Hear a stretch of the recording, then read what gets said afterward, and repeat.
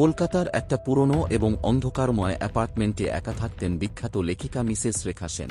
প্রতিদিন তিনি একটা রহস্যময় প্রাচীন আয়নার সামনে বসে তার নতুন উপন্যাস লিখে যেতেন। কিন্তু হঠাৎ এক ভোর সকালে পুলিশ এসে তার নিথর লাশ পেল টেবিলের ওপরে থাকতে।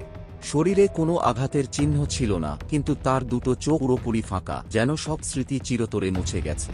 এই অদ্ভুত মৃত্যুর তদন্তে নামলেন অভিজ্ঞ ডিটেকটিভ আরফ, কিন্তু ঘরটা ছিল ভিতর থেকে সম্পূর্ণ বন্ধ।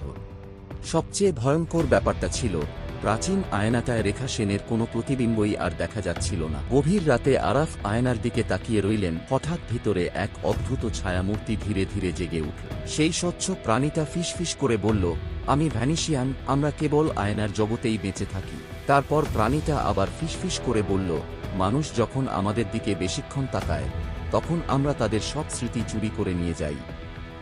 এই কথা শুনে আরাফ হাতুড়ি দিয়ে আয়না চুরমার করে দিলেন।